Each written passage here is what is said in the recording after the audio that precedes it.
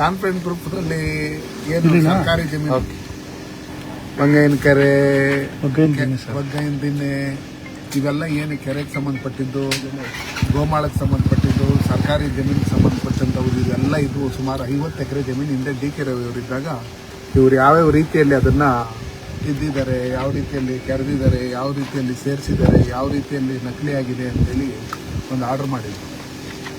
ಆ ಆರ್ಡರ್ನ ಇಟ್ಕೊಂಡು ಅನೇಕ ಬಾರಿ ನಾವು ಕಂದಾಯ ಮಂತ್ರಿಗಳಿಗೆ ಮತ್ತು ಮುಖ್ಯಮಂತ್ರಿಗಳಿಗೆ ಮತ್ತು ನಮ್ಮ ಸೆಕ್ರೆಟರಿವರೆಗೆ ಲೆಟ್ರಲ್ಲಿ ಹಾಕಿದ್ರಿ ಮತ್ತು ನಾವು ಪ್ರೆಸ್ ಮೀಟ್ ಮಾಡಿದ್ರಿ ಮಾಧ್ಯಮದವ್ರ ಮುಂದೆ.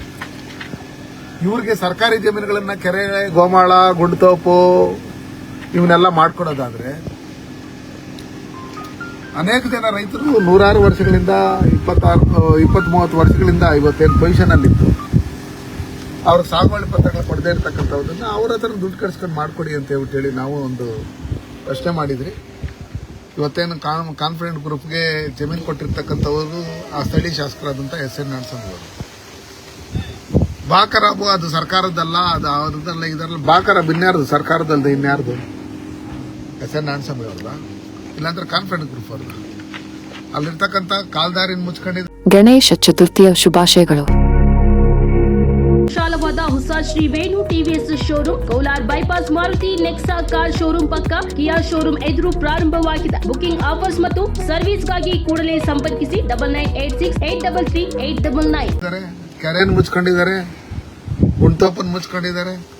ಇದನ್ನೆಲ್ಲ ಮುಚ್ಕೊಂಡು ಸರ್ಕಾರಿ ಜಮೀನುಗಳನ್ನ ಹಿಂದೆ ಏನು ಗುರುತು ಮಾಡಿಕೊಟ್ಟಿದ್ರು ಅದನ್ನ ಬಿಡದೆ ಇವರು ಯಾವ ರೀತಿಯಲ್ಲಿ ಭ್ರಷ್ಟಾಚಾರ ಮಾಡಿದ್ದಾರೆ ಅಂತ ಹೇಳಿ ನಾವು ನೋಡಿದ್ದೀವಿ.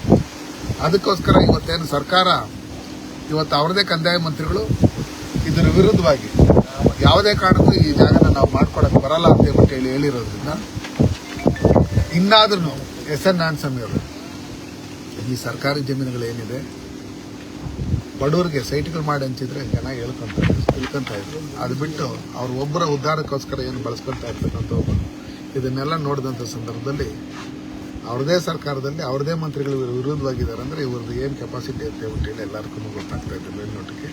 ಅದಕ್ಕೋಸ್ಕರ ಭ್ರಷ್ಟಾಚಾರ ಮಾಡೋದು ಬಿಟ್ಟು ಇನ್ನಾದರೂ ಎಲ್ಲ ಜನಗಳ ಹತ್ರನೂ ಒಳ್ಳೆ ರೀತಿಯಲ್ಲಿ ಕೇಸುಗಳು ಹಾಕ್ಸೋದು, ಎದುರಿಸೋದು, ಬೆದರಿಸೋದು ಇದನ್ನೆಲ್ಲ ಬಿಟ್ಟು ಈ ಸರ್ಕಾರಿ ಜಮೀನುಗಳು ಏನೈತೆ ಅದನ್ನೆಲ್ಲ ಸರ್ಕಾರಕ್ಕೆ ಬಿಟ್ಟು ಒಳ್ಳೆ ರೀತಿಯಲ್ಲಿ ಬಂಗಾರಪೇಟೆ ಜನ ನಡೆಸ್ಕೊಬೇಕು ಅಂತ ಹೇಳಿ ಈ ಮೂಲಕ ನಾನು ಹೇಳಕ್ಕೆ ಇಷ್ಟಪಡ್ತೀನಿ.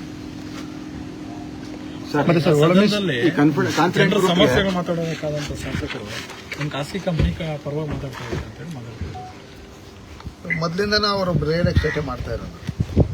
ಆ ರಿಯಲ್ ಎಸ್ಟೇಟ್ಗೆ ಸಂಬಂಧಪಟ್ಟಂಗೆ ಯಾರು ಅವ್ರ ಜಮೀನು ಕೊಟ್ಟಿರ್ತಾರೆ ಅವ್ರಿಗೆ ಸಹಾಯ ಮಾಡಬೇಕು.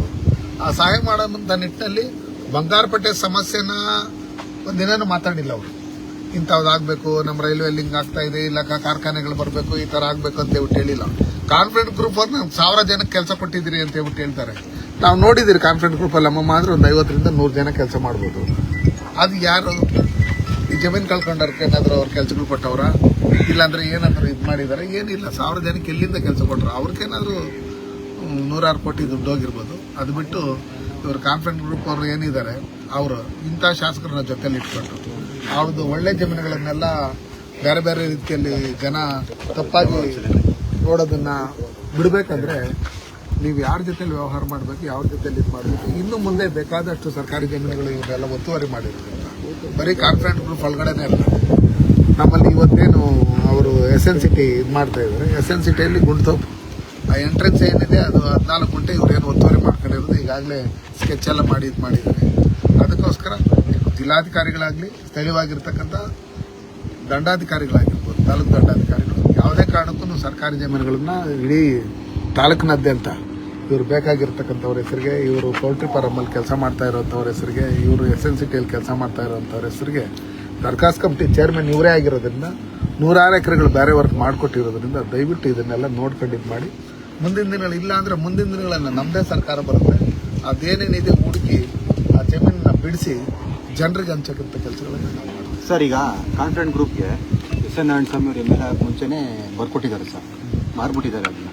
ಈಗ ಈ ತಿರ್ಗಾ ಏನಕ್ಕೆ ಸರ್ ಅವರೇ ಮಾರಿರೋ ಜಮೀನ್ ಬಗ್ಗೆ ಅಧಿವೇಶನದಲ್ಲಿ ಚರ್ಚೆ ಮಾಡ್ತಾರೆ ಅಂದರೆ ಏನು ಉದ್ದೇಶ ಇರ್ಬೋದು ಸರ್? ಅದು RTI ಅವ್ರು ಕಾರ್ಯಕರ್ತರು ಮಾಡ್ಕೊಟ್ಟಿರ್ತಕ್ಕಂಥ ಜಮೀನುಗಳು ನಕಲಿ ಅಂತ ಹೇಳಿ DK ರವಿ ಅವರು ಅದನ್ನ ಇದು ಮಾಡಿ ಯಾವ್ಯಾವ ಸರ್ಕಾರಿ ಜಮೀನುಗಳು ಯಾವ್ದಾವ್ದು ಕುಂಟೆ, ಯಾವ್ದಾವ್ದು ಗೋಮಾಳ, ಯಾವ್ದಾವ್ದು ಕಲ್ಲು ಬಂಡೆ ಅಂತ ಹೇಳ್ಬಿಟ್ಟು ಹೇಳಿ ನೋಡ್ಸಿರೋದ್ರಿಂದ ಅವ್ರು ಆರ್ಡರ್ ಮಾಡಿರೋದ್ರಿಂದ ಕಾನ್ಫಿಡೆಂಟ್ ಗ್ರೂಪ್ ಅವ್ರಿಗೆ ಇವತ್ತು ಯಾರೇ